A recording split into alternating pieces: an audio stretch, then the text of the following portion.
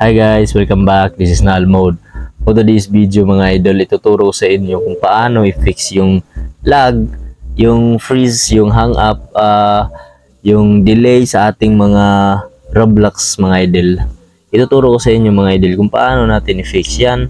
At bago ang lahat, kung hindi pa kayo nakapag-subscribe, please hit the subscribe button below and don't forget to hit the bell notification para updated kayo mga idol sa bagong videos na ina-upload natin.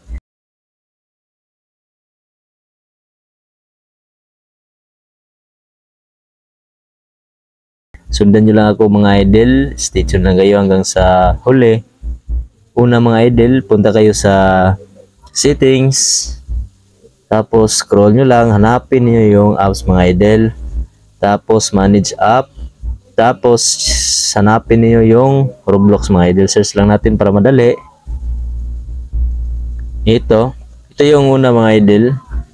Hanapin niyo to, yung info ng inyong Roblox mga application mga idol. Tapos dito sa battery saver mga idol, click nyo yan. Tapos ilagay nyo sa no restriction para di siya magsisave mga idol, para walang limit sa baterya mga idol. Mas maganda yun. Tapos back lang tayo mga idol. About phone, itap nyo lang mga idol to ng mga 7 times ata para ma-open yung developer option niyo mga idol.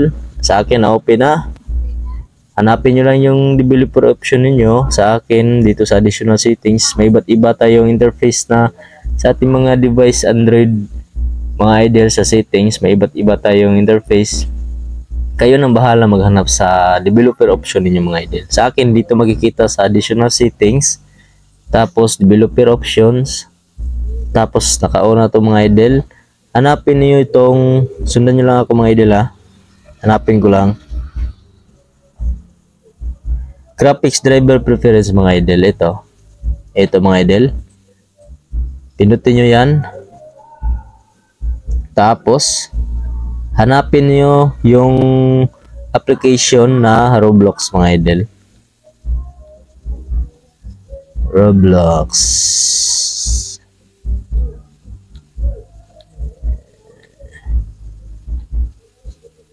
Sana yun.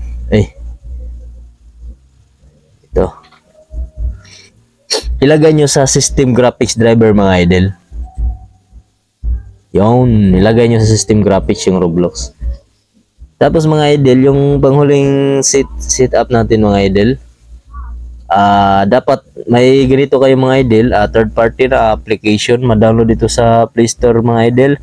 At saka yung itong application na to ay nabayaran ko, paid po ito mga idol. May free version naman, maka-download din kayo dyan sa Play Store.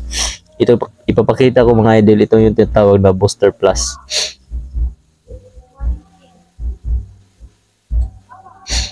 Itong premium po ito idol kasi paid to. Tapos mura lang to mga idol, sa 20 lang ata o 15 yung presyo nito sa Play Store, naka premium.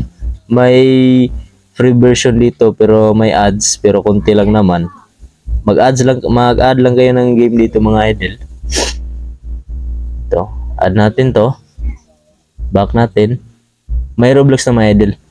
Yun lang mga idol, pindutin nyo lang to para ma-boost yung application.